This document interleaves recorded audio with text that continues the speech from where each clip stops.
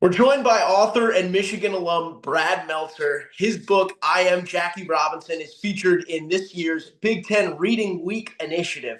Brad, for you to have your book featured in something that's so important to helping students learn and grow, how's that feel? It's pretty humbling, actually. I was a student in the Big Ten, went to the University of Michigan. I remember reading to kids and when I volunteered. Never in a million years did I think that one of my books was going to be the one that so many incredible athletes are going to be sharing with kids all around the country. That's a pretty crazy day for me. The theme for this year's Big Ten Reading Week is unity. Jackie Robinson, a great symbol of unity. Just in your experience learning and writing about Jackie, how does he symbolize unity? Jackie Robinson is one of those heroes we all agree on. And makes him so amazing is that he has every reason to be angry. He has every reason to be mad. He has every reason to look at this divided country he's a part of and say, man, I just want to fight everybody. And instead, he meets everyone with decency and kindness and authenticity, with compassion, and of course, with leadership. What he does is he fights back in the best way possible. And to me, leadership is not about being in charge, it's about taking care of those in your charge. And I love the fact that now we have all these student athletes who are going to take care of all these kids who are in their charge with the story of Jackie Robinson. You have a series of this children's book with I Am, a handful of different historical figures throughout time. Was there one in particular that stood out to you that was shocking, something you learned that you didn't expect?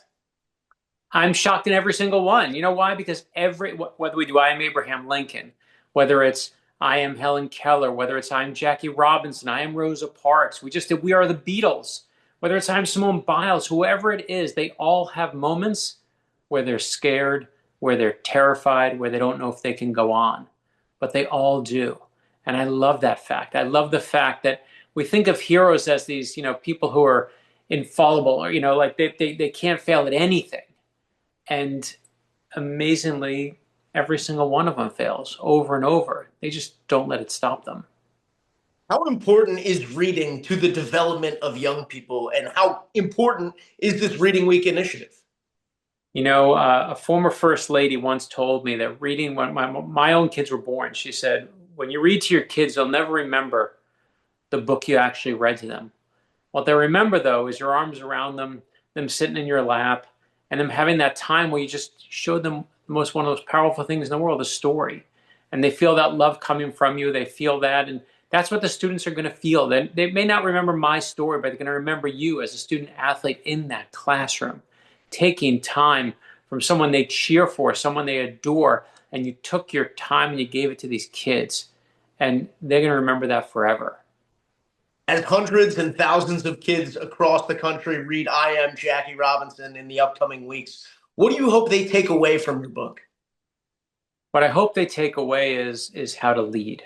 That's what Jackie Robinson does.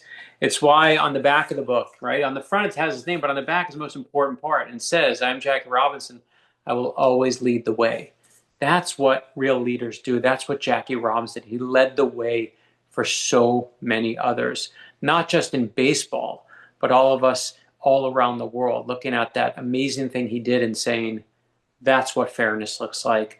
That's what equality looks like. That's what a hero looks like. Education so integral to success. You obviously had a great education at the University of Michigan. What do you take away most from your experience at Michigan, and how important is education? I will tell you this.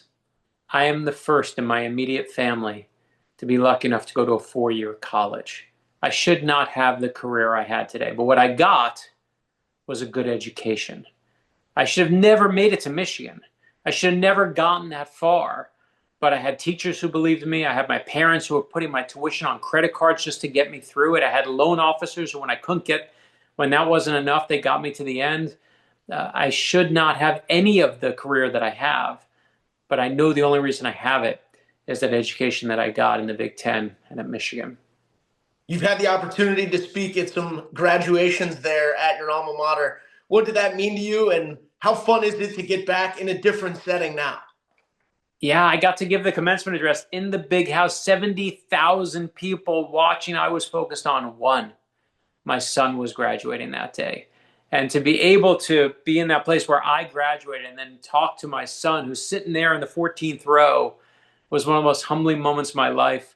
Got to bring out Desmond Howard, JJ McCarthy, and Blake Corum. And it was one of the most amazing things I've ever been a part of.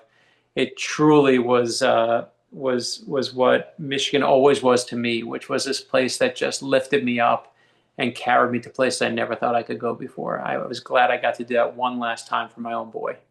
When we think of Michigan, when we think of the Big Ten, we think of football. When we think about the Big Ten when it comes to education, what do you think comes to mind?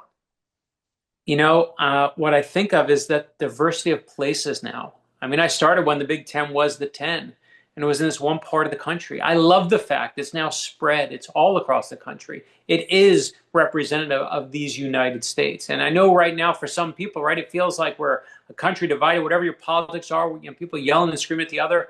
But the Big Ten, I love that it stands together. You can take these people from all these different places, and we're all part of the same team, that Big Ten team. And boy, that's a lesson we need now more than ever.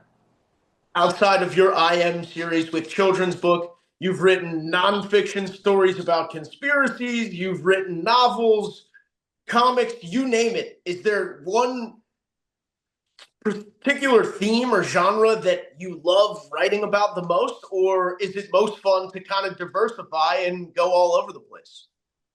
I love our kids' books, right? I love the nonfiction adult books like the JFK Conspiracy.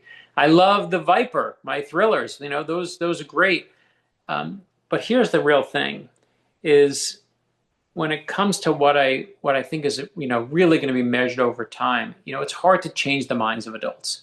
But for over a decade now, with our kids' books, with the Ordinary People Change the World series, we've been arming the next generation of kids with lessons of compassion and persistence and teach them how to be good people, to be kind to each other. And I'll take that fight any day. I love that because that's my core belief. I believe ordinary people change the world. I don't care how much money you make. I don't care what school you went to. What I believe is regular people and their ability to affect change in this world. And I am just determined to keep reminding kids of their own power. Because when you tell them that they can swing, hit a single, they aim for the infield.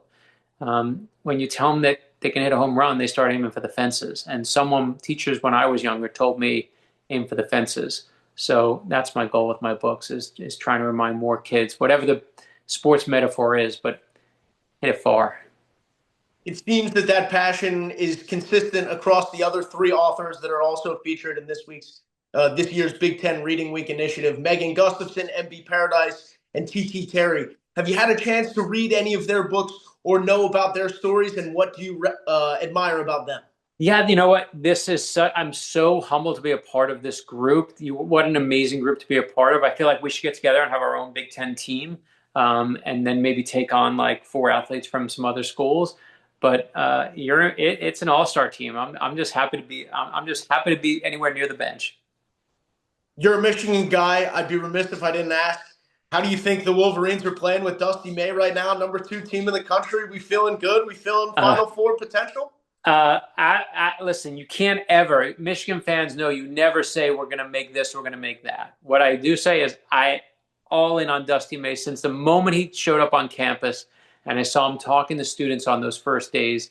He is from Florida. The moment he got selected, my phone started ringing because I live in Florida, and everyone that knew him in Florida was like, "You got the best guy," and I was like, "We'll see," and they were all right. So I'm so happy. I cannot wait for the tournament. It's one of my favorite things every year. I've been to the Rose Bowl. I've been to the Final Four. I've been to the championship. I've watched them all. But this is going to be, I think, a fun year to be a Michigan fan. I have to imagine your phone was reacting the same type of way when the new football coach was hired. How do you feel about Kyle Whittingham? Oh yeah, one of my best friends from school was from Utah and knew him real well. And again, phone started when Michigan news happens, my phone rings, and they were like, "You got a winner." And I love the fact he's bringing the strength coach. I love the fact he's bringing everybody. I want the whole experience. I want that whole Whittingham experience. I think we are in for a real treat there as well. Two more for you. Just following up and tying a bow on it, just with Jackie Robinson, one of the most impactful, influential athletes of all time. Again, just the takeaway that you want these students to have when they read your book about his message and what he was able to accomplish. Yeah, I'll tell you the story. I don't usually get to tell, but on our TV show on Xavier Riddle and the Secret Museum, we got to do a Jackie Robinson episode, and we did it, and it was all about turning the other cheek. That's what we thought was the right message, and it was the right message when we did it. But then George Floyd was murdered, and I suddenly got a letter in email that came from a guy who said, "Listen, Brad, I love your books, I love the show, but this is a time where how do I teach my young black daughter that she's just turned the other cheek?" And for weeks, I wanted to write this man back, and I didn't have anything right to say. And we actually pulled that episode from our show and started another one. We redid it, and PBS Kids let us redo the episode. And we finally just released it a couple months ago. And right as it was coming out, I wrote back to that man who wrote to me, and I said, 2-3 years ago, you wrote me a letter. And I never felt like I could write back to you because I always felt like I was making an excuse. But I wanted to show you what we did is we showed you that Jackie Robinson does fight back by showing true leadership. And I hope you'll like this episode. Here's the best part of the story is he immediately wrote me back and said, oh my gosh, I feel like at this time, again, where the country is so divided, you listened to me. And I did. I heard him loud and clear. He heard me loud and clear. And we kind of came together and brought it. But what I love about the episode is he says, the episode is so good. This is going to be a great success for you. And I thought, oh, you're just being nice.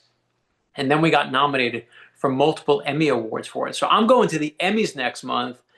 And I love it's all because of Jackie Robinson, what he taught me, which is to be open with each other, to be kind to each other, not to be closed to each other, but to actually listen and hear each other.